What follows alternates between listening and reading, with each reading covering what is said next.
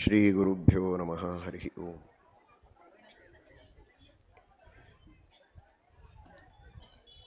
ಇಲ್ಲಿಯವರೆಗೆ ಹಯಗ್ರೀವ ರೂಪಿಯಾದ ಭಗವಂತನಿಗೆ ಪುಷ್ಪಾರ್ಚನೆಯ ಕಾರ್ಯಕ್ರಮ ಅತ್ಯಂತ ವೈಭವದಿಂದ ನಡೆದಿದೆ. ಎಲ್ಲ ಯುವಕರು, ವಿದ್ಯಾರ್ಥಿಗಳು ಉತ್ಸಾಹದಿಂದ ಈ ಉತ್ಸವವನ್ನು ನೆರವೇರಿಸಿದ್ದಾರೆ. ಭಗವಂತನ ಅನುಗ್ರಹದ ಸಂಕೇತವೇ ಪುಷ್ಪ. ಪುಷ್ಪಹಾಸ ಪ್ರಜಾಗರ ಅಂತ. ನಾವು ಮಾಡಿದ ಸತ್ಕರ್ಮಗಳಿಂದ ದೇವರಿಗೆ ಸಂತೋಷ ಆಗಿ ಮಂದಹಾಸವನ್ನು ಬೀರ್ತಾನೆ ಅಂದರೆ ನಮಗೆ ಕಾಣೋದಿಲ್ಲ. ಜಗತ್ತಿನಲ್ಲಿ ಹರಡಿ ನಿಂತ ಪ್ರಕೃತಿಯಲ್ಲಿ ಭಗವಂತನ ಸನ್ನಿಧಾನ ಇದೆ. ಅಂತರ್ಯಾಮಿಯಾಗಿ ಭಗವಂತನಿದ್ದಾನೆ. ಅಂತರ್ಯಾಮಿಯಾದ ಭಗವಂತ ನನಗೆ ಸಂತೋಷವಾಗಿದೆ ಅಂತ ತೋರಿಸೋದೇ ಗಿಡಗಳಲ್ಲಿ ಹೂವುಗಳನ್ನು ಅರಳಿಸುವ ಮೂಲಕ. ಪುಷ್ಪಹಾಸ ಪ್ರಜಾಗರ. ಆ ತರಹದ ಭಗವಂತನ ಮಂದಹಾಸದ ಸಂಕೇತ ಅದು ಪುಷ್ಪ.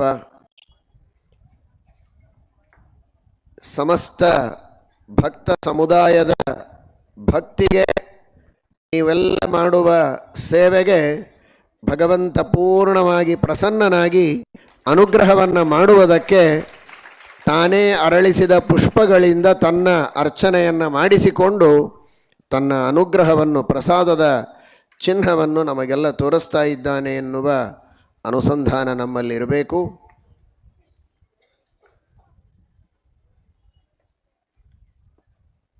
ಪುಷ್ಪದಂತೌ ಯಸ್ಯ ವಶೇ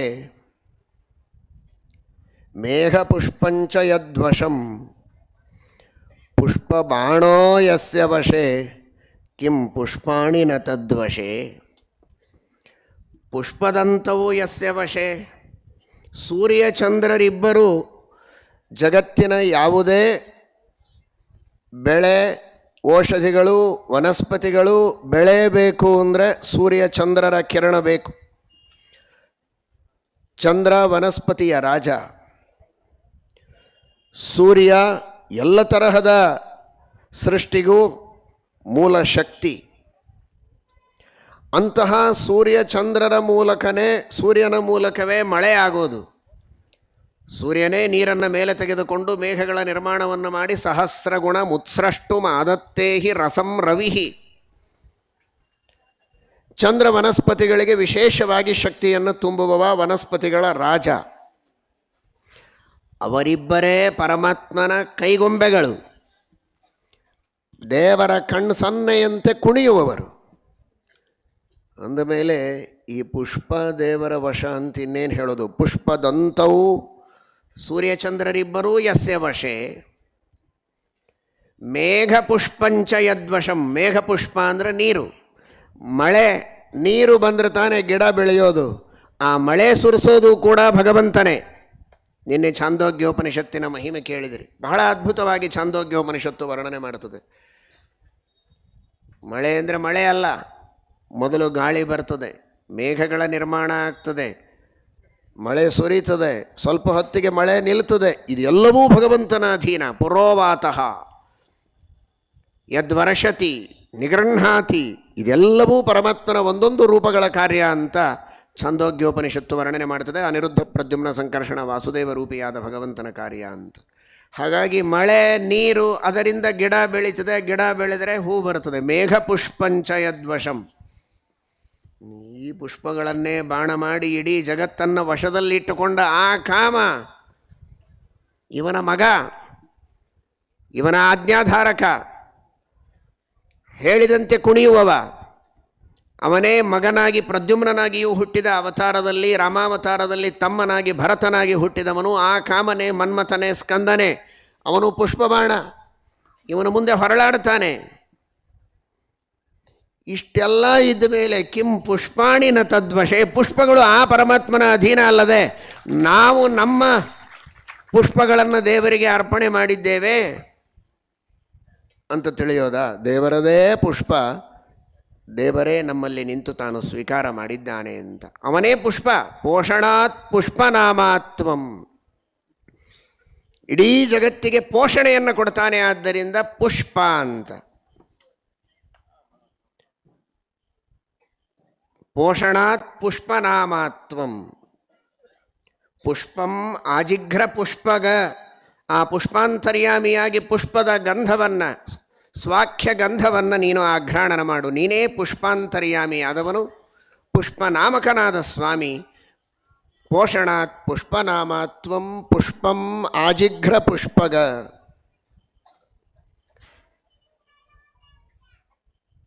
ಪುಷ್ಪಹಾಸ ನಮಸ್ತೇಸ್ತು, ಪುಷ್ಪವೇ ನಿನ್ನ ಹಾಸ, ನಿನ್ನ ಪಾದಗಳಿಗೆ ನನ್ನ ನಮನಗಳಿರಲಿ. ಖಪುಷ್ಪಾಯಿತ ದೂಷಣ, ದೋಷ ಅನ್ನೋದು ನಿನ್ನ ದೃಷ್ಟಿಯಲ್ಲಿ ಖಪುಷ್ಪದಂತೆ ಎಂದೆಂದಿಗೂ ಇಲ್ಲ. ಆಕಾಶ ಪುಷ್ಪ ಎಷ್ಟು ಸುಳ್ಳು, ದೇವರಲ್ಲಿ ದೋಷ ಅನ್ನೋದು ಅಷ್ಟೇ ಸುಳ್ಳು. ಪುಷ್ಪಹಾಸ ನಮಸ್ತೇಸ್ತು ಖಪುಷ್ಪಾಯಿತ ದೂಷಣ ಎಂಬ ಅನುಸಂಧಾನವನ್ನು ಇವತ್ತಲ್ಲ, ನಿತ್ಯವೂ ನಿಮ್ಮ ಮನೆಯಲ್ಲಿ ಹೂವೇರಿಸುವಾಗ ಈ ಅನುಸಂಧಾನವನ್ನು ತಲೆಯಲ್ಲಿ ಎಲ್ಲರೂ ತಂದುಕೊಂಡು ಭಗವಂತನಿಗೆ ಸಮರ್ಪಣೆಯನ್ನು ಮಾಡಬೇಕು. ಅಹಿಂಸಾ ಪ್ರಥಮಂ ಪುಷ್ಪಂ, ಪುಷ್ಪಂ ಇಂದ್ರಿಯ ನಿಗ್ರಹ, ಸರ್ವಭೂತ ದಯಾ ಪುಷ್ಪಂ, ಕ್ಷಮಾ ಪುಷ್ಪಂ ತತಃ ಪರಂ, ಜ್ಞಾನಪುಷ್ಪಂ ತಪಃಪುಷ್ಪಂ ಧ್ಯಾನಪುಷ್ಪಂಚ ಸಪ್ತಮಂ, ಸತ್ಯಂಚೈವಾಷ್ಟಮಂ ಪುಷ್ಪಂ ಏಭಿಸ್ತುಷ್ಯತಿ ಕೇಶವ ಅಂತ. ಈ ಪುಷ್ಪಗಳ ಸಮರ್ಪಣೆಯನ್ನು ಮಾಡುವುದರಿಂದ ದೇವರು ಸಂತೋಷಪಟ್ಟು ಅನುಗ್ರಹ ಮಾಡ್ತಾನೆ.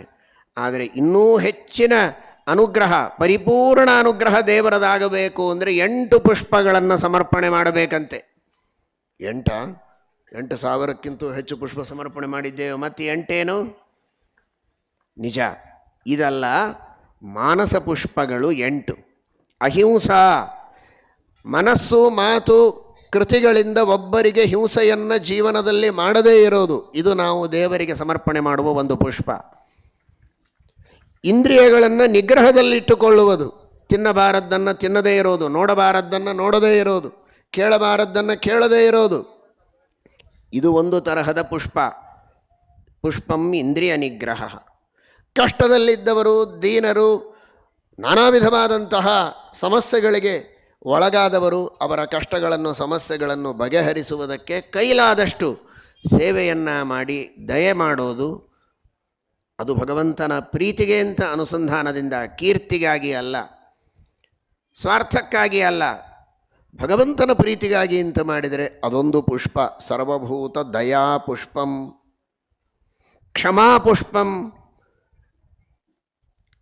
ಸಣ್ಣ ಪುಟ್ಟ ತಪ್ಪುಗಳನ್ನು, ಅಪರಾಧಗಳನ್ನು ಮಾಡಿದರೆ ಅದಕ್ಕೆ ಕ್ಷಮಾ ಮಾಡಿ ಅವರನ್ನು ಉದ್ಧಾರ ಮಾಡೋದು, ಚಿಕ್ಕವರನ್ನು. ಜ್ಞಾನವನ್ನು ಪಡೆದುಕೊಳ್ಳುವುದು, ತಪಸ್ಸು ಮಾಡುವುದು, ಉಪವಾಸ, ವ್ರತ, ನಿಯಮ, ಶಾಸ್ತ್ರಾಧ್ಯಯನ, ಅನೇಕ ತರಹದ ಶಾಸ್ತ್ರೀಯವಾದ ಕರ್ತವ್ಯ ಕರ್ಮಗಳನ್ನು ಮಾಡುವಾಗ ಬರುವ ಅಡೆತಡೆಗಳನ್ನು ಸಹನೆ ಮಾಡಿಕೊಂಡು ಆ ಕಾಯಕ್ಲೇಶವನ್ನು ಸಹನೆ ಮಾಡುವುದಿದೆಯಲ್ಲ, ಅದೊಂದು ತಪಸ್ಸು. ಭಗವಂತನನ್ನು ಕಣ್ಣುಮುಚ್ಚಿ ಭಕ್ತಿಯಿಂದ ಧ್ಯಾನ ಮಾಡುವುದೇ ಒಂದು ಪುಷ್ಪ. ಕೊನೆಯದಾಗಿ ಸತ್ಯಂಚೈವಾಷ್ಟಮಂ ಪುಷ್ಪಂ, ಸತ್ಯ ಮಾತನಾಡೋದು. ಈ 8 ಪುಷ್ಪಗಳನ್ನು ದೇವರಿಗೆ ಅರ್ಪಣೆ ಮಾಡಬೇಕು. ಇವತ್ತು ಭಕ್ತಿಯಿಂದ ಪುಷ್ಪಾರ್ಚನೆಯನ್ನು ನೋಡಿದ ನೀವೆಲ್ಲ, ಇದಕ್ಕಾಗಿ ಸೇವೆ ಮಾಡಿದ ಎಲ್ಲ ಯುವಕರು, ವಿದ್ಯಾರ್ಥಿಗಳು, ಹಾಗೂ ಇದಕ್ಕೆ ಸಹಕಾರ ಮಾಡಿದವರು, ಈ ಕಾರ್ಯಕ್ರಮವನ್ನು ಹತ್ತಿರದಿಂದ ದೂರದಿಂದ ನೋಡುವ ಎಲ್ಲ ಸಜ್ಜನರು ಕೂಡ ಪುಣ್ಯವನ್ನು ಪಡೆದಿದ್ದೀರಿ. ಈ ಪ್ರಾರ್ಥನೆಯನ್ನು ಮಾಡಿ ಈ ಭೌತಿಕ ಪುಷ್ಪಗಳ ಜೊತೆಗೆ ಮಾನಸ ಪುಷ್ಪಗಳನ್ನು ಸಮರ್ಪಣೆ ಮಾಡುವಂತಹ ಒಂದು ಸುಯೋಗ, ಆ ಧನ್ಯತೆ, ಆ ಸದ್ಬುದ್ಧಿ, ಸದವಕಾಶವನ್ನು ನಮಗೆ ಕೊಟ್ಟು ಅನುಗ್ರಹಿಸುವಂತ ಹಯಗ್ರೀವ ರೂಪಿಯಾದಂತಹ ಪರಮಾತ್ಮನಲ್ಲಿ ಎಲ್ಲರೂ ಭಕ್ತಿಯಿಂದ ಪ್ರಾರ್ಥನೆ ಮಾಡಿಕೊಳ್ಳಿ. ಆ ಪುಷ್ಪಗಳನ್ನು ದೇವರು ನಮ್ಮಿಂದ ಸ್ವೀಕಾರ ಮಾಡಿ ನಮ್ಮೆಲ್ಲರನ್ನು ಉದ್ಧರಿಸಲಿ ಅಂತ ಪ್ರಾರ್ಥನೆಯನ್ನು ಮಾಡೋಣ.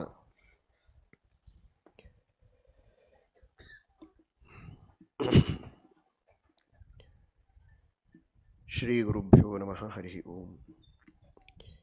ಯತ್ಪದಂ ವೇದ ಸಂವೇದ್ಯಂ ಕಟಾಕ್ಷೇಣಾಪಿ ವೀಕ್ಷಿತುಂ ನ ಕ್ಷಮಂತೆ ವಿಮತಯಸ್ತಮುಪಾಸೆ ಶ್ರಿಯಃ ಪತಿಂ. ಮಯಿ ಸ್ಥಿತೋ ಮದಂಗೇಷು ಸ್ವತಂತ್ರೋ ವ್ಯಾಪ್ತವಾನ್ ಹರಿಃ ಸ ವಿಷ್ಣುಶ್ಚಾಸ್ವತಂತ್ರಂ ಮಾಂ ಸ್ವೇಚ್ಛಯಾ ವರ್ತಯತ್ಯಜಃ. ಸ್ವಾತ್ಮನಸ್ತಸ್ಯ ಪೂಜಾಸ್ಯುಃ ಮನೋವಾಕ್ಕಾಯವೃತ್ತಯಃ ಮಮೈತಾಃ ಇತಿ ಕರ್ತಾರಂ ಉದ್ದೇಶ್ಯಂಚ ಹರಿಂ ಸ್ಮರೇತ್. ಸಚ್ಛಾಸ್ತ್ರೋದಿತವರ್ತ್ಮನಾ ಪದಮಿದಂ ಧ್ಯಾಯನ್ ಮದಂಕಾಂಕಿತೋ ಮನ್ಮಂತ್ರಂ ಜಪಶಾಸ್ತ್ರಸಂಪದಮಥೋ ದಾಸ್ಯಾಮಿ ಭಾಗ್ಯೈಃ ಸಹ. ತತ್ತತ್ವಾನ್ಯಪಿ ಬೋಧಯಾಮಿ ತದನು ಪ್ರಾಪ್ಯೋ ಮದಂಘ್ರಿರ್ಭವೇದಿತ್ಯಾಘೋಷಯತೀವ ಯಃ ಕರಚಯೈಸ್तं ವಾಜಿವಕ್ತ್ರಂ ಭಜೆ.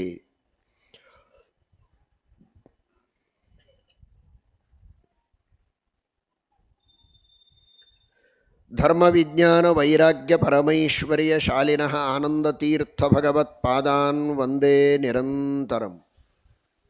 ನೌಮಿನ್ಯಾಯಸುಧಾದಿಕೃಜ್ಜಯಮುನೀನ್ ಶ್ರೀಪಾದರಾಟ್ಸನ್ಮಣೀನ್ ವ್ಯಾಸಾರೀಯಾನ್ ವಿವಿಧಾಗಮಾಬ್ಧಿವಿಹರಾನ್ ಶ್ರೀವಾದಿರಾಜಾನಪಿ ವಂದೇ ಹಂಸವರಾನ್ ರಘೂತ್ತಮಗುರೂನ್ ವೈದಗ್ಧ್ಯವಾರಾಂನಿಧೀನ್ ಶ್ರೀ ಸತ್ಯವ್ರತ ರಾಘವೇಂದ್ರ ಮುನಿಪಾನ್ ಸದ್ಬೋಧ ಸಧ್ಯಾನಪಾನ್ ಸತ್ಯಾಭಿಜ್ಞಕರಾಬ್ಜೋತ್ಥಾನ್ ಪಂಚಾಶದ್ವರ್ಷಪೂಜಕಾನ್ ಸತ್ಯಪ್ರಮೋದತೀರ್ಥಾರ್ಯಾನ್ ನೌಮಿನ್ಯಾಯಸುಧಾರತಾನ್.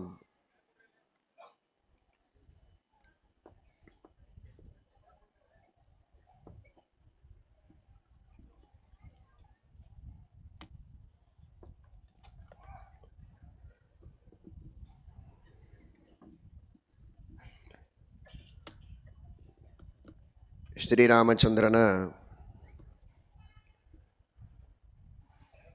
ದಿವ್ಯವಾದ ಭವ್ಯವಾದ ಅಪಾರವಾದ ಅನಂತವಾದ ಮಹಿಮೆಗಳನ್ನು ಜಗತ್ತಿಗೆ ತಿಳಿಸಿ ಬ್ರಹ್ಮಾದಿ ಸಕಲ ಜೀವರನ್ನು ಉದ್ಧಾರ ಮಾಡಿದಂತಹ ಸ್ವಾಮಿ ಹಯಗ್ರೀವ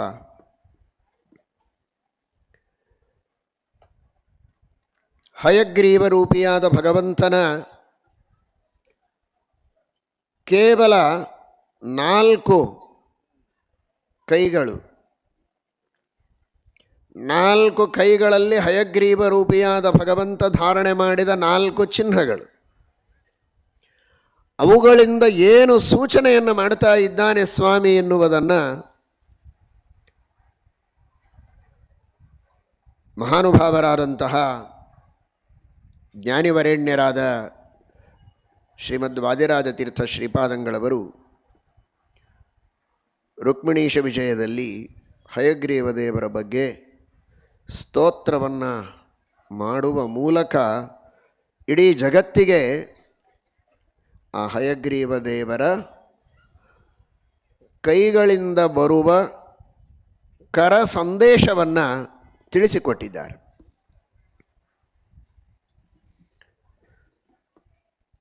ಬಹಳ ಅದ್ಭುತವಾದ ರೀತಿಯಲ್ಲಿ ಮಾರ್ಮಿಕವಾಗಿ ಸಂದೇಶವನ್ನು ತಿಳಿಸಿದ್ದಾರೆ. ಏನು ಹಯಗ್ರೀವ ದೇವರು ನಮಗೆ ತಿಳಿಸ್ತಾರೆ, ಯಾಕೆ ಈ ಒಂದು ಬಲಗೈ ಮೇಲೆ ಶಂಖ, ಎಡಗೈ ಮೇಲೆ ಅಕ್ಷಮಾಲ ಜಪಮಾಲವನ್ನು ಧಾರಣೆ ಮಾಡಿದ್ದಾರೆ, ಕೆಳಗೆ ಎಡಗೈಯಲ್ಲಿ ಪುಸ್ತಕವನ್ನು ಧಾರಣೆ ಮಾಡಿದ್ದಾರೆ, ಬಲಕ್ಕೆ ಕೆಳಗೆ ಜ್ಞಾನಮುದ್ರ ಧಾರಣೆಯನ್ನು ಮಾಡಿದ್ದಾರೆ. ಶಂಖ ಅಕ್ಷ ಪುಸ್ತಕ ಸುಬೋಧಯುತಾಬ್ಜಬಾಹುಂ ಎಂಬುದಾಗಿ ಶ್ರೀಮದಾಚಾರ್ಯರ ವರ್ಣನೆ.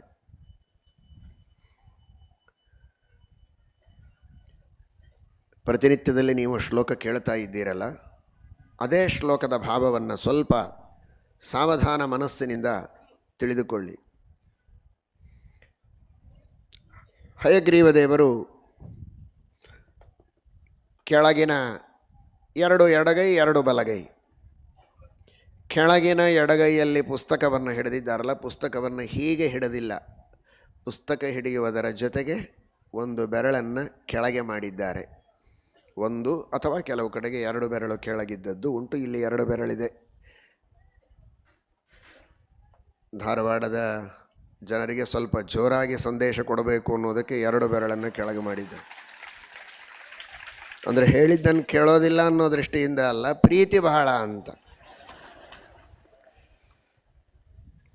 ಏನು 2 ಬೆರಳನ್ನು ಕೆಳಗೆ ಮಾಡುವ ಮೂಲಕ ಅಥವಾ 1 ಬೆರಳು ಕೆಳಗೆ ಮಾಡುವುದರಿಂದ ಏನು ಸಂದೇಶ ಕೊಟ್ಟಿದ್ದಾನೆ ಅಂದರೆ, ಸಚ್ಛಾಸ್ತ್ರೋದಿತವರ್ತ್ಮನ ಪದಮಿದಂ ಧ್ಯಾಯನ್.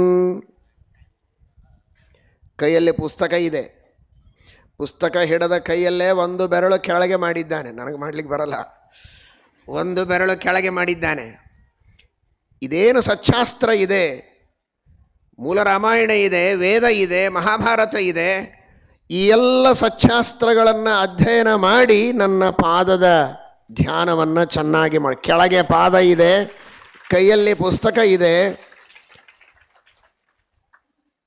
ಈ ಸಮಸ್ತ ಶಾಸ್ತ್ರಗಳ ಅಧ್ಯಯನವನ್ನು ಚೆನ್ನಾಗಿ ಗುರುಮುಖದಿಂದ ಮಾಡಿ ಆ ಶಾಸ್ತ್ರಗಳ ಜ್ಞಾನವನ್ನು ಚೆನ್ನಾಗಿ ಪಡೆದುಕೋ. ಕೈಯಲ್ಲಿ ಶಾಸ್ತ್ರ ಮಾತ್ರ ಇದೆ, ಆ ಶಾಸ್ತ್ರದಲ್ಲಿ ಹೇಳಿದ ಮಾತನ್ನು ಅರ್ಥ ಮಾಡಿಕೊಂಡು ಜ್ಞಾನ ಪಡೆದುಕೊಳ್ಳಬೇಕಾದರೆ ಜ್ಞಾನ ಮುದ್ರಾ ಬಲಗೈಯಲ್ಲಿದೆ. ಕೈಯಲ್ಲಿರುವ ಪುಸ್ತಕ, ಈ ಪುಸ್ತಕವನ್ನು ಮೊದಲು ಮನೆಯಲ್ಲಿ ತಂದುಕೋ. ಅದು ಹಯಗ್ರೀವ ದೇವರ ಸಂದೇಶ. ಅದನ್ನು ವಾದಿರಾಜರು ತಿಳಿಸ್ತಾರೆ. ಸಚ್ಛಾಸ್ತ್ರಗಳು ಮೊದಲೇ ನಿಮ್ಮ ಮನೆಯಲ್ಲಿ ಬರಲಿ. ವೇದಗಳು, ಮಹಾಭಾರತ, ರಾಮಾಯಣ, ಭಾಗವತಾದಿ ಸಚ್ಛಾಸ್ತ್ರಗಳು, ಸರ್ವಮೂಲ ಟೀಕಾ ಟಿಪ್ಪಣಿ ಗ್ರಂಥಗಳು ಮನೆಯಲ್ಲಿ ಇರಲಿ ಸಾಕು. ಏನು ಬೇಡ, ಮನೆಯಲ್ಲಿ ಸುರಕ್ಷಿತವಾಗಿಟ್ಟು ಪೂಜೆಯನ್ನು ಮಾಡಿ. ಆಮೇಲೆ ಜ್ಞಾನಮುದ್ರಾ, ಬರೀ ಮನೆಯಲ್ಲಿ ಇಡೋದು ಬೇಡ, ಗುರುಮುಖದಿಂದ ಅಧ್ಯಯನವನ್ನು ಮಾಡಿ ಅದರಿಂದ ಜ್ಞಾನವನ್ನು ಪಡೆದುಕೊಳ್ಳಿ. ನಾನು ಬಹಳ ಚಿಕ್ಕವ, ಗುರುಗಳ ಸ್ತರ ಬಹಳ ದೊಡ್ಡದು. ಅವರು ಬಹಳ ಪಂಡಿತರಿರ್ತಾರೆ, ಚತುಶಾಸ್ತ್ರಗಳನ್ನೆಲ್ಲ ಓದಿರ್ತಾರೆ, ಅವರು ಏನೇನೋ ಹೇಳ್ತಾರೆ, ನಮಗೆ ಅರ್ಥ ಆಗಬೇಕಲ್ಲ. ನಾವು ಲೌಕಿಕದಲ್ಲಿ ಬೆಳೆದವರು, ನಮಗೇನು ಅರ್ಥ ಆಗಬೇಕು? ಕೆಳಗಿದ್ದೇವೆ, ನಮಗೆ ಅರ್ಥ ಆಗಬೇಕಲ್ಲ. ಅವರು ಮೇಲಿರ್ತಾರೆ, ಹೇಗೆ ಅರ್ಥ ಆಗಬೇಕು? ಮೇಲಿದ್ದರೂ ಕೂಡ ನಿಮ್ಮ ಸ್ತರಕ್ಕೆ ಅವರು ಇಳೀತಾರೆ ಅಂತ ಜ್ಞಾನಮುದ್ರಾ. ನಾನು ಅರ್ಥನೇ ಮಾಡಿಕೊಳ್ಳೋದಿಲ್ಲ, ಕಿವಿನೇ ಮುಚ್ಕೊಂಡು ಕೂತೀನಿ ಅಂದರೆ ಏನು ಮಾಡ್ಲಿಕ್ಕೆ ಬರಲ್ಲ. ಸ್ವಲ್ಪ ನೀನು ಮೇಲೆ ಬರಬೇಕು ಅಂದರೆ ಅರ್ಥ ಆಗತ್ತೆ. ಇದು ಜ್ಞಾನಮುದ್ರೆ. ಗುರುಗಳು ನಿನ್ನ ಸ್ತರಕ್ಕೂ ಬರ್ತಾರೆ, ನೀನು ಸ್ವಲ್ಪ ಮೇಲೆ ಬಂದರೆ ಜ್ಞಾನವನ್ನು ಪಡೆದುಕೊಳ್ಳುವುದಕ್ಕೆ ಸಾಧ್ಯ ಇದೆ. ಪ್ರಯತ್ನ ಮಾಡಬೇಕು ಅಂತ ಹಯಗ್ರೀವ ದೇವರು ತಿಳಿಸಿಕೊಡ್ತಾರೆ. ಸಚ್ಛಾಸ್ತ್ರೋದಿತ ವರ್ತಮನ, ಮಧ್ಯದಲ್ಲಿ ಜ್ಞಾನ ಬರಬೇಕಲ್ಲ, ಆ ಜ್ಞಾನಕ್ಕೆ ಜ್ಞಾನ ಮುದ್ರಾ. ಆಮೇಲೆ ಬೆರಳು ಕೆಳಗೆ, ಪದಮಿದಂ ಧ್ಯಾಯನ್, ನನ್ನ ಪಾದದ ಧ್ಯಾನವನ್ನು ಮಾಡು ಅಂತ. ಇದರಿಂದ ವಾದಿರಾಜ ಶ್ರೀಪಾದಂಗಳವರು ಏನು ಸೂಚನೆ ಮಾಡ್ತಾ ಇದ್ದಾರೆ ಅಂದರೆ, ದೇವ ಪಾದ ಬೇರೆಯಲ್ಲ, ಇಡೀ ಭಗವಂತನ ಸ್ವರೂಪ ಬೇರೆಯಲ್ಲ. ಅಲ್ಲ, ಇಷ್ಟೆಲ್ಲ ಶಾಸ್ತ್ರ ಓದಿ ಬರೀ ದೇವರ ಪಾದ ತಿಳ್ಕೊಳ್ಳೋದಾ? ತೊಡೆ ಬೇಡವಾ? ಹೊಟ್ಟೆ, ಎದೆ, ತಲೆ, ಸಮಗ್ರ ಅವಯವ, ಅವನ ಲೀಲೆಗಳು, ಅವನ ಚರಿತ್ರೆಗಳು, ಅವನ ಉಪಕಾರಗಳು, ಅವನ ಮಹಿಮೆಗಳು, ಪ್ರಭಾವಗಳು, ಪವಾಡಗಳು, ಇದು ಯಾವುದನ್ನು ತಿಳ್ಕೊಳ್ಳೋದು ಬೇಡವಾ?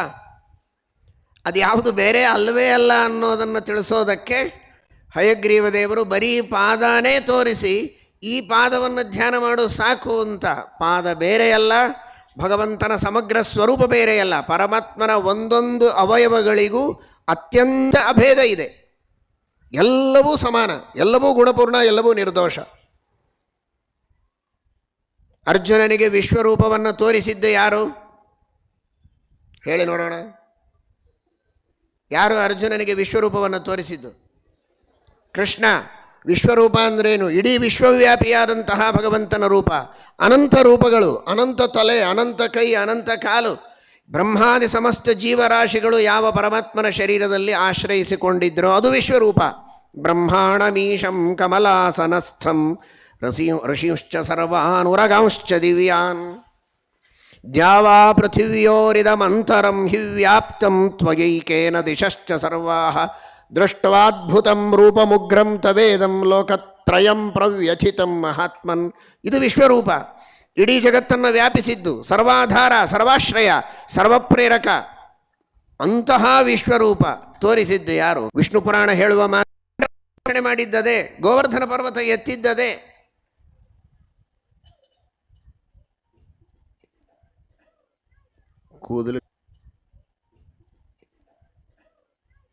ಕೂದಲಿನ ಮೇಲೆ ಒಂದು ಸಣ್ಣ ಹೂವಿನ ಪಕಳಿ ಬಿದ್ದರೆ ನಿಮಗೆ ಸ್ವಲ್ಪ ಹೊತ್ತು ತಡ್ಕೊಳ್ಳಿಕ್ಕಾಗೋದಿಲ್ಲ. ಪಟ ಪಟ ಪಟ ಜಾಡಿಸ್ಕೋತೀರಿ. ಗೋವರ್ಧನ ಪರ್ವತ ಏನು ತಲೆ ಎತ್ತೀರಿ.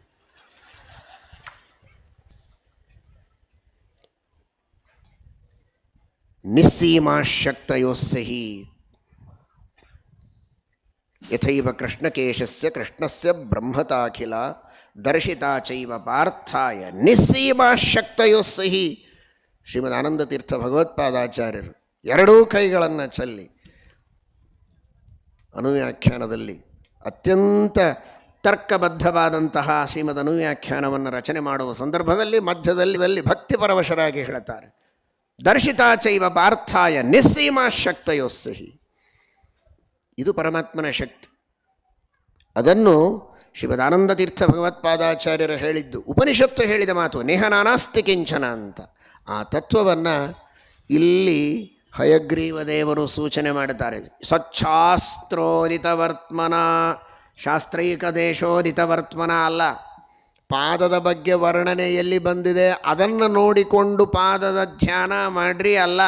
ಸಚ್ಛಾಸ್ತ್ರೋದಿತವರ್ತ್ಮನ, ಸಮಗ್ರವಾದ ಸಚ್ಛಾಸ್ತ್ರದಲ್ಲಿ ಹೇಳಿದ ಎಲ್ಲ ವಿಷಯಗಳನ್ನು ಚಿಂತನ ಮಾಡಿ ಮಂಥನ ಮಾಡಿ ನೀವು ಧ್ಯಾನ ಮಾಡುವುದಾದರೆ ನನ್ನ ಪಾದ ಧ್ಯಾನ ಮಾಡಿ ಸಾಕು.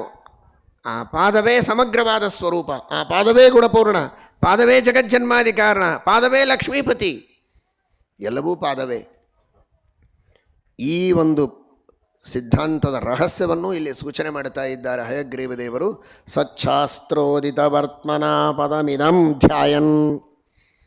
ಇನ್ನು ಬಲಗೈ ಮೇಲೆ ಶಂಖ, ಮದಂಕಾಂಕಿತ. ಶಂಖ ಒಂದು ಪರಮಾತ್ಮನ ಅಂಕ, ಚಿಹ್ನ. ಆ ಶಂಖವೆಂಬ ಚಿಹ್ನ ಇದು ಪ್ರಾತಿನಿಧಿಕವಾಗಿ ಶಂಖ, ಚಕ್ರ, ಗದ, ಪದ್ಮ ಈ ಎಲ್ಲ ಚಿಹ್ನೆಗಳನ್ನು ನಿತ್ಯವೂ ಗೋಪೀಚಂದನದಿಂದ ಧಾರಣ ಮಾಡಬೇಕು ಅನ್ನುವುದನ್ನು ಪರಮಾತ್ಮ ತೋರಿಸ್ತಾನೆ. ಚಿಹ್ನ ಒಂದು ಇದ್ದರೆ ಸಾಕು, ಅದರಿಂದ ನಾವು ಅರ್ಥ ಮಾಡಿಕೊಳ್ಳಬೇಕು. ಶಂಖವನ್ನು ಹಿಡಿಯುವ ಮೂಲಕ ಏನು ತೋರಿಸ್ತಾನೆ? ನೀನೇ ಹೇಳಿದ್ದೆಲ್ಲ ಹಯಗ್ರೀವ, ಭಗವಂತ ಶಾಸ್ತ್ರ ಓದು ಅಂತ. ಶಾಸ್ತ್ರ ಓದೋದಕ್ಕೆ ಬಂದಿದ್ದೇನೆ. ಶಾಸ್ತ್ರ ಓದೋದಕ್ಕೆ ಬಂದಿದ್ದೀಯಾ? ಆ ಶಾಸ್ತ್ರ ಓದುವುದಕ್ಕಿಂತ ಮೊದಲು ಮದಂಕಾಂಕಿತ, ಚೆನ್ನಾಗಿ ಗೋಪೀಚಂದನ ಧಾರಣ ಮಾಡು. ಶಂಖ ಮೊದಲಾದ ಮುದ್ರೆಗಳನ್ನು ನಿತ್ಯದಲ್ಲಿ ಚೆನ್ನಾಗಿ ಧಾರಣೆ ಮಾಡು. ನಿಮ್ಮ ಕುಲಗುರುಗಳಿಂದ ತಪ್ತಮುದ್ರಾಧಾರಣವನ್ನು ಮಾಡಿಸಿಕೋ. ಶಂಖಚಕ್ರಗಳ ಧಾರಣವನ್ನು ಮಾಡಿ ದೇಹವನ್ನು ಶುದ್ಧಿ ಮಾಡಿಕೊಂಡು, ಅಂತಃಕರಣ ಶುದ್ಧಿಯನ್ನು ಮಾಡಿಕೊಂಡು ಆಮೇಲೆ ಸಚ್ಛಾಸ್ತ್ರಗಳನ್ನು ಓದಿ ಆ ಸಚ್ಛಾಸ್ತ್ರದಿಂದ ಜ್ಞಾನವನ್ನು ಪಡೆದು ನನ್ನ ಧ್ಯಾನವನ್ನು ಮಾಡುವಂಥ ಸೂಚನೆ ಮಾಡುವುದಕ್ಕೆ ಭಗವಂತ ಸ್ವಾಮಿ ಶಂಖವನ್ನು ಧಾರಣೆ ಮಾಡಿದ್ದಾನಂತೆ. ಅದರಲ್ಲಿಯೂ ವಿಶೇಷವಾಗಿ ಶಂಖನೇ ಯಾಕೆ ಧಾರಣ ಮಾಡಬೇಕಾಗಿತ್ತು? ಚಕ್ರನೂ ಮಾಡಬಹುದಲ್ಲ. ಮೊದಲು ಸುದರ್ಶನ ತಾನೇ ಹಚ್ಚಿಕೊಳ್ಳೋದು ಮುದ್ರಾಧಾರಣೆ ಮಾಡಿಕೊಳ್ಳುವಾಗ. ತಪ್ತ ಮುದ್ರಾಧಾರಣೆಯಾಗಿರಬಹುದು, ಶೀತಲ ಮುದ್ರಾಧಾರಣೆಯಾಗಿರಬಹುದು. ಮೊದಲು ನಾವು ಚಕ್ರವನ್ನು ಧಾರಣೆ ಮಾಡೋದು. ಚಕ್ರನೇ ಹಿಡಿಯಬಹುದಾಗಿತ್ತಲ್ಲ ಅಂತ. ಏನು ತೊಂದರೆ ಇಲ್ಲ, ಯಾವುದಾದ್ರೂ ಹಿಡಿಯಬಹುದು ದೇವರು. ಆದರೆ ಹಯಗ್ರೀವ ರೂಪದಲ್ಲಿ ಪರಮಾತ್ಮ ಶಂಖವನ್ನೇ ವಿಶೇಷವಾಗಿ ಹಿಡಿಯುವುದಕ್ಕೆ ಕಾರಣ ಏನು ಅಂದರೆ, ಶಂಖ ಒಂದೊಂದು ಆಯುಧಗಳಲ್ಲಿ ಒಬ್ಬೊಬ್ಬ ಅಭಿಮಾನಿ ದೇವತೆಗಳಿದ್ದಾರೆ. ಆ ಅಭಿಮಾನಿ ದೇವತೆಗಳ ಚಿಂತನವನ್ನು ನಾವು ಮಾಡುವಾಗ ಶಂಖದಲ್ಲಿ ಶ್ರೀದೇವಿ, ಶಂಖೇ ಶ್ರೀಯೈ ನಮಃ, ಶಂಖದಲ್ಲಿ ಅಭಿಮಾನಿನಿಯಾಗಿದ್ದವಳು ಶ್ರೀದೇವಿ. ಶ್ರೀದೇವಿ, ಭೂದೇವಿ, ದುರ್ಗಾದೇವಿ ಮೂರು ಕೇಳಿದ್ದೀರಲ್ಲ ನೀವು. ಶ್ರೀದೇವಿ ಶಂಖದಲ್ಲಿ, ಭೂದೇವಿ ಪದ್ಮದಲ್ಲಿ, ದುರ್ಗಾದೇವಿ ಚಕ್ರದಲ್ಲಿ. ಶ್ರೀದೇವಿಯ ಕೆಲಸ ಏನು ಅಂತ ಶ್ರೀಮಠ್ ಟೀಕಾಕೃತ್ಪಾದರು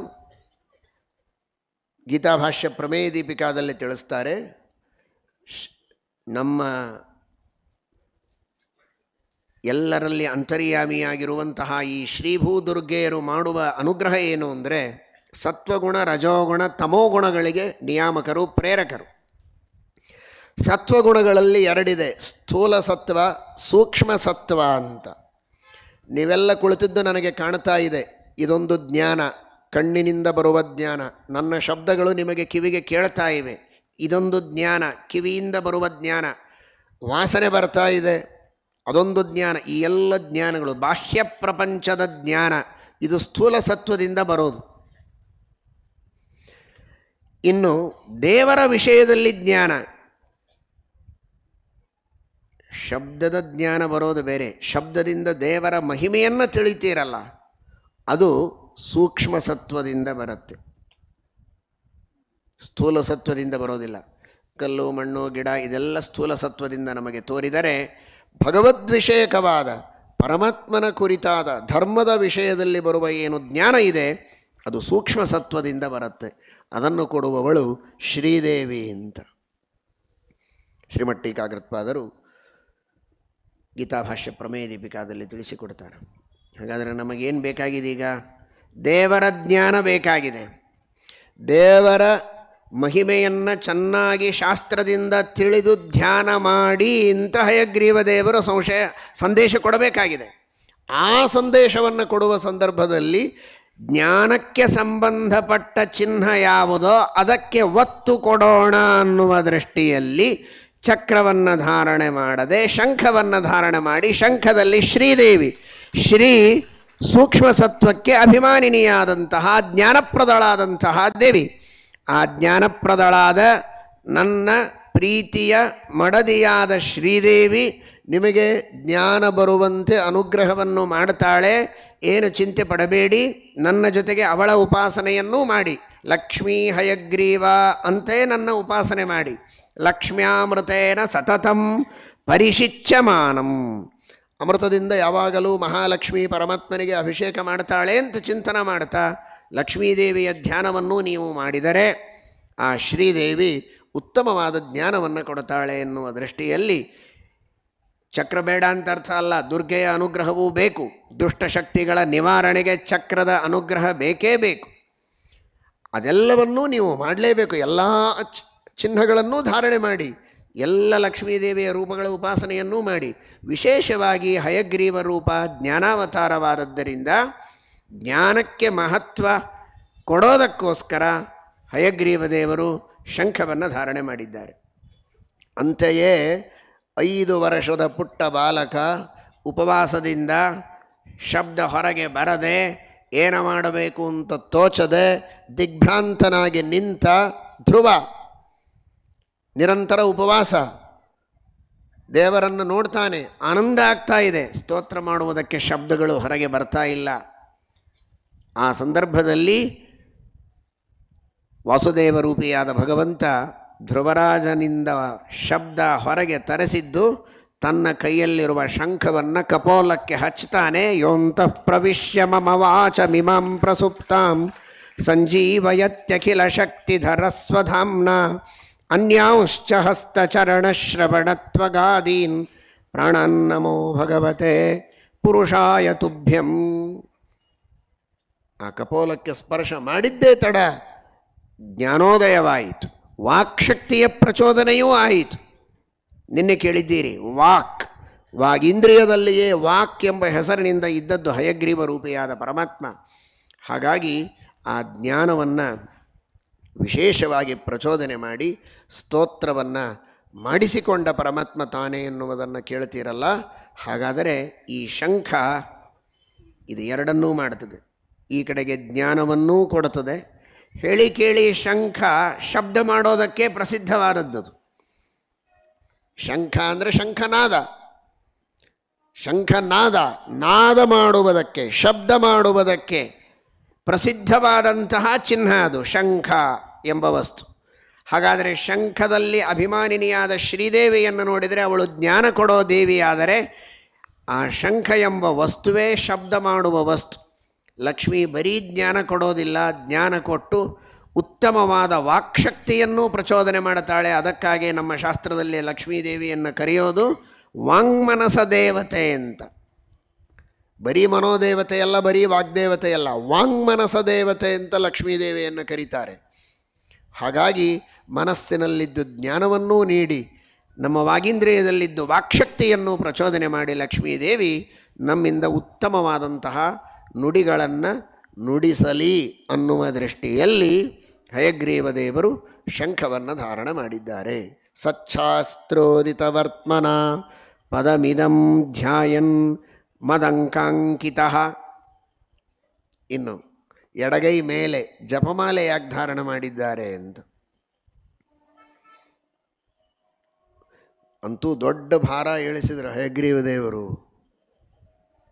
ಯಾಕೆಂದರೆ ಮನೆಯೊಳಗೆ ಮಕ್ಕಳಿಗೆ ಅಪ್ಪಂದ್ರೆ ಹೇಳ್ತಿರ್ತಾರೆ, ನೀವೆಲ್ಲ ಏನು ಭಾಳ ಮಾಡಬೇಡ್ರಿ, ಮನ್ಯಾಗ ಹಿರಿಯರು ನಾವು ಮಾಡ್ತೀವಿ, ಸಾಕು ಸುಮ್ಮಿರ್ರಿ, ನಾವು ಉಪವಾಸ ಮಾಡ್ತೀವಿ, ನೀವೇನ್ರ ತಿನ್ನಿರಿ ಫಲಾರ ಅಂತ. ಅದು ಅವನು ಮುಂದೆ ಹೇಳ್ತಾರೆ, ಒಳಗೆ ಹೋಗಿ ಇವರು ತಿಂದು ಬಿಡ್ತಾರೆ. ಮತ್ತು ಕೆಲವರು, ಎಲ್ಲರಲ್ಲ, ಈ ತರಹದ ಪರಿಸ್ಥಿತಿ. ಹಾಗೆ ನಾವು ಜಪ ಮಾಡ್ತೀವಿ, ನೀವೇನು ಮಾಡೋದು ಬೇಡ ಅಂತೆಲ್ಲ ಹೇಳೋರು ಇರ್ತಾರೆ. ಈಗ ನೀವೇ ಉಪನ್ಯಾಸದೊಳಗೆ ದಿವಸ ಹೇಳಿಕತ್ತೀರಿ, ನಮಗೊಂದು ಸಂತೋಷ ಆಗಿದೆ. ಏನು ಅಂತ? ದೇವರೇ ನಿಜವಾದ ತಂದೆ, ದೇವರೇ ತಾಯಿ, ಅವನೇ ಹಿರಿಯ, ಅವನೇ ಸರ್ವಸ್ವ. ಮತ್ತು ಅವನೇ ಕೈಯಾಗಿ ಜಪಮಾಲೆ ಹಿಡ್ಕೊಂಡು ಜಪ ಮಾಡೋ ಮುಂದೆ ನಾವ್ಯಾಕೆ ಮಾಡಬೇಕು? ಮನ್ಯಾಗ ಹಿರಿಯರು ಮಾಡುವಾಗ ಇದಕ್ಕಾಗಿ ಅಲ್ಲ ದೇವರು ಜಪಮಾಲೆ ಹಿಡಿದದ್ದು. ಅವನು ಜಪ ಮಾಡೋದೇ ಬೇಕಾಗಿಲ್ಲ. ನೀವೆಲ್ಲ ಮನ್ಮಂತ್ರಂ ಜಪ, ನನ್ನ ಮಂತ್ರವನ್ನು ನೀನು ಜಪ ಮಾಡು ಅಂತ ನಮಗೆ ತಿಳಿಸೋದಕ್ಕೆ ಪರಮಾತ್ಮ ಜಪಮಾಲೆಯನ್ನು ಧಾರಣೆ ಮಾಡಿದ್ದಾನೆ ಅಂತ ವಾದಿರಾಜರು ಹೇಳ್ತಾರೆ. ಮನ್ಮಂತ್ರಂ ಜಪ. ಗೀತಾ ತಾತ್ಪರ್ಯದಲ್ಲಿ ಶ್ರೀಮದಾಚಾರ್ಯರು ತಿಳಿಸ್ತಾರೆ ಜಪ ಅಂದರೆ ಏನು ಅಂತ.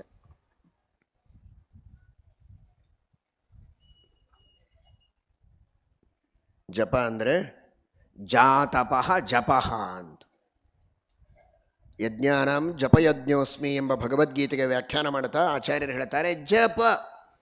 ಜ ಅಂದರೆ ಹುಟ್ಟಿದ ವ್ಯಕ್ತಿ, ಜನ್ಮ ತಾಳಿದ ವ್ಯಕ್ತಿ ಜ. ಪ ಅಂದರೆ ರಕ್ಷಣೆ ಮಾಡುವಂತಹ ಒಂದು ಸಾಧನ.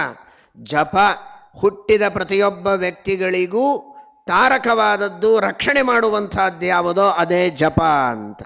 ಎಂತಹ ಅದ್ಭುತವಾದ ಕೊಡುಗೆಯನ್ನು ಶ್ರೀಮದ್ ಆನಂದ ತೀರ್ಥ ಭಗವತ್ಪಾದಾಚಾರ್ಯರು ಕೊಟ್ಟಿದ್ದಾರೆ ನೋಡಿ. ಏನೋ ಜಪ, ಜಪ ಅಂದರೆ ಮಂತ್ರಗಳನ್ನು ಪುನಃ ಪುನಃ ಆವರ್ತನೆ ಮಾಡೋದು ಮನಸ್ಸಿನಲ್ಲಿ ಅಥವಾ ಮೆಲ್ಲಗೆ ಧ್ವನಿಯಿಂದ ಅಂತ. ಅದು ಅಲ್ಲ ಅಂತಲ್ಲ, ಆ ಅರ್ಥ ಇದೆ. ಆದರೆ ಮೂಲತಃ ಇದಕ್ಕೆ ಜಪ ಅಂತ ಹೆಸರು ಬಂತೆ ಯಾಕೆ ಅಂದರೆ ಜಾತಪಃ, ಹುಟ್ಟಿದವರನ್ನು ರಕ್ಷಣೆ ಮಾಡುವುದಕ್ಕೆ ದೇವರೊಂದು ಸಾಧನೆಯನ್ನು ಮಾಡಿಕೊಟ್ಟಿದ್ದಾನೆ. ಎಷ್ಟು ಸುಲಭ ಸಾಧನೆ ಇದೆ ನೋಡಿ. ಖರ್ಚಿಲ್ಲ, ಆಯಾಸ ಇಲ್ಲ, ಭಕ್ತಿ ಮಾತ್ರ ಇದ್ದರೆ ಸಾಕು. ಭಕ್ತಿಯಿಂದ ಏಕಾಗ್ರ ಮನಸ್ಸಿನಿಂದ ಶಬ್ದಗಳ ಆವರ್ತನ ಮಾಡಿದರೆ, ಜಪ ಮಾಡಿದರೆ ನಮ್ಮೆಲ್ಲರನ್ನ ರಕ್ಷಣೆ ಮಾಡುತ್ತದೆ ಅನ್ನುವುದಕ್ಕೆ ಅದು ಜಪ. ಮುಖ್ಯವಾಗಿ ಅದರಲ್ಲಿ ಅಂತರ್ಯಾಮಿಯಾದ ಪರಮಾತ್ಮ ಅವನು ಜಪ. ಆ ತರಹದ ಮಂತ್ರಗಳ ಜಪವನ್ನು ಮಾಡಿ ನೀವು ನಿಮ್ಮ ಇಷ್ಟಾರ್ಥಗಳನ್ನೆಲ್ಲ ಪೂರ್ಣ ಮಾಡಿಕೊಳ್ಳಬಹುದು ಅನ್ನುವುದನ್ನು ಜಗತ್ತಿಗೆ ತೋರಿಸುವುದಕ್ಕಾಗಿ ಮನ್ಮಂತ್ರಂ ಜಪ, ಆ ಜಪಮಾಲೆಯನ್ನು ಹಿಡಿದುಕೊಂಡು ದೇವರ ಸೂಚನೆ ಮಾಡಿ, ಓ ಮಂತ್ರಗಳ ಜಪ ಮಾಡಿಬಿಟ್ರೆ ಇಷ್ಟಾರ್ಥ ಆಗತ್ತಾ ಅಂತ ಪಟಪಟ ಪಟಪಟ ಅಂತ ಶಬ್ದಗಳನ್ನು ಒದರಿ ಏನೂ ಸಿಗಲಿಲ್ಲಲ್ಲ ಅಂತ ಹಯಗ್ರೀವ ದೇವರ ಹತ್ರ ಬಂದರೆ ಮತ್ತೆ ಬಲಗೈ ನೀವು ಬರ್ತಾ ಇರಬೇಕು. ಒಂದು ಸಲ ಒಂದು ಕೈ ನೋಡ್ಕೊಂಡು ಹೋಗಿಬಿಡಬಾರ್ದು.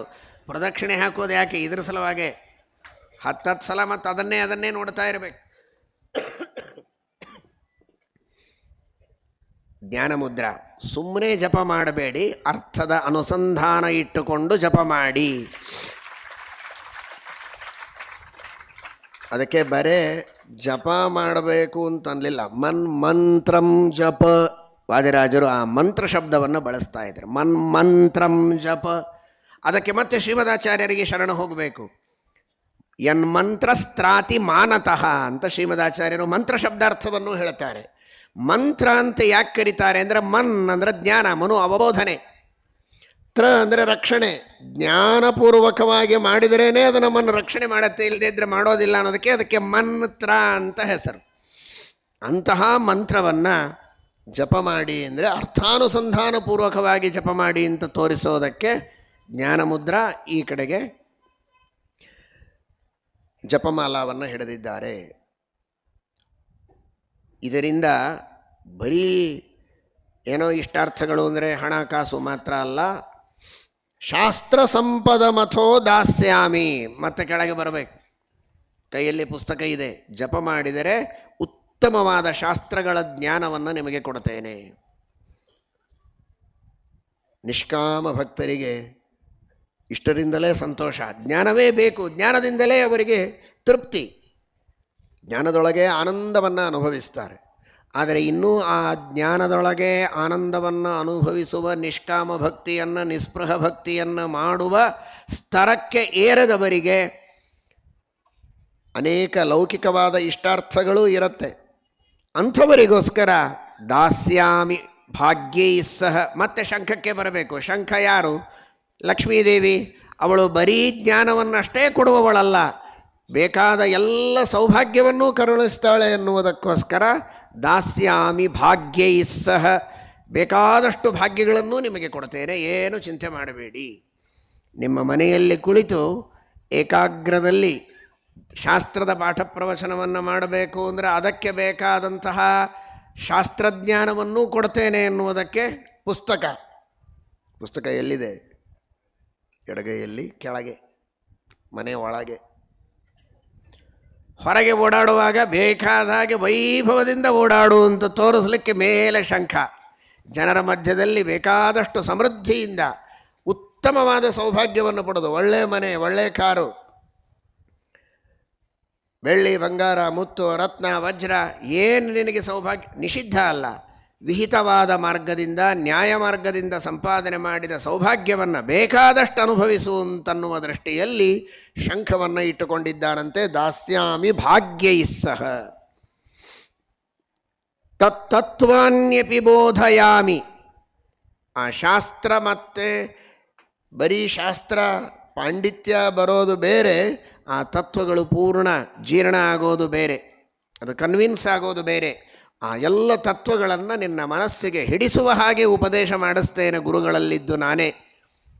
ತತ್ತತ್ವಾನ್ಯಪಿ ಬೋಧಯಾಮಿ ಜ್ಞಾನಮುದ್ರಾ. ಜ್ಞಾನ ಪಡೆದು ಮುಂದೇನು ಲಾಭ? ಮತ್ತು ಈ ಕೈ ಹಾಗೆ ಕೆಳಗಿದೆ. ಪ್ರಾಪ್ಯೋ ಮದಂಘ್ರಿರ್ಭವೇತ್.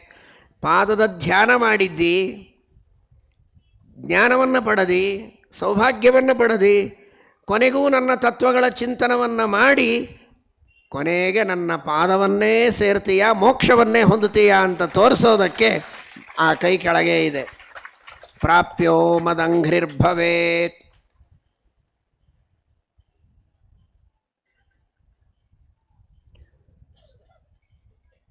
ಇತ್ಯಾಘೋಷಯತೀವ ಯಃ ಕರಚಯೈಃ ತಂ ವಾಜಿವಕ್ತ್ರಂ ಭಜೆ. ಈ ರೀತಿಯಾಗಿ ತನ್ನ ಕೈಗಳಿಂದ ಘೋಷಣೆ ಮಾಡ್ತಾ ಇದ್ದಾರೆ ಹಯಗ್ರೀವದೇವರು ಅಂತ. ನಾನು ಸುಮ್ಮನೆ ಇದನ್ನೆಲ್ಲ ಕೈಯಲ್ಲಿ ಹಿಡ್ಕೊಂಡಿಲ್ಲ, ಘೋಷಣೆ ಮಾಡೋದಕ್ಕೆ ಹಿಡ್ಕೊಂಡಿದ್ದೀನಿ ಅನ್ನೋದನ್ನು ಪರಮಾತ್ಮ ಕೈಯಿಂದಲೇ ಸೂಚನೆ ಮಾಡಿದ್ದಾನೆ. ಶಂಖ ಹಿಡ್ಕೊಂಡು, ಶಂಖ ಇರೋದೇ ಘೋಷಣೆ ಮಾಡೋದಕ್ಕೆ. ಇತ್ಯಾಘೋಷಯತೀವ ಯಃ ಕರಚಯೈಃ ತಂ ವಾಜಿವಕ್ತ್ರಂ ಭಜೆ. ಇಷ್ಟು ಅದ್ಭುತವಾದ ಸಂದೇಶವನ್ನು ವಾದಿರಾಜ ಶ್ರೀಪಾದಂಗಳವರು ಅದು ಒಂದೇ ಶ್ಲೋಕದಲ್ಲಿ ಎಲ್ಲವನ್ನ ಎಷ್ಟು ಮಾರ್ಮಿಕವಾಗಿ, ಸುಲಭವಾಗಿ, ಅನಾಯಾಸವಾಗಿ ಹಿಡಿದಿಟ್ಟಿದ್ದಾರೆ ಎನ್ನುವುದನ್ನು ನೋಡಿ. ಅವರ ಜ್ಞಾನದ ಭಾಂಡಾರ ಮತ್ತು ಆ ಪುಟ್ಟ ಶ್ಲೋಕದಲ್ಲಿ ಎಲ್ಲ ಪ್ರಮೇಯಗಳನ್ನು ತುಂಬುವ ಕಲೆಯ ಜೊತೆಗೆ ಭಕ್ತರಿಗೆ ತತ್ವಗಳನ್ನು ಬೋಧಿಸಬೇಕೆಂಬ ಕಳಕಳಿ, ಇದೆಲ್ಲವನ್ನೂ ನಾವು ಕಾಣಬಹುದು. ಅಷ್ಟು ಸುಂದರವಾಗಿ ಸೇರಿಸಿದ್ದಾರೆ ನೋಡಿ. ನಿಜವಾಗಿ ಕೈಗಳಿಂದ ದೇವರು ಸೂಚನೆ ಮಾಡಿದ್ದು ಕೆಲವು, ಈ ಬೆರಳು ಕೆಳಗೆ ಮಾಡಿದ್ದಾನೆ ಪರವಾಗಿಲ್ಲ. ಆದರೆ ಪುಸ್ತಕದಿಂದ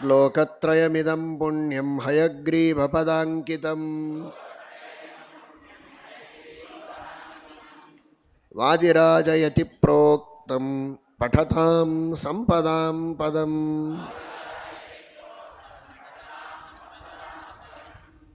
बोलो श्री मूल राम भगवान की, श्री दिग्विजय राम भगवान की, श्री वेदव्यास भगवान की, श्री हयग्रीव भगवान की, श्रीमदानंद तीर्थ भगवत्पादाचार्य की. श्री श्री श्री सत्य प्रमोद तीर्थ गुरु महाराज की. श्री श्री श्री सत्यात्म तीर्थ गुरु महाराज की.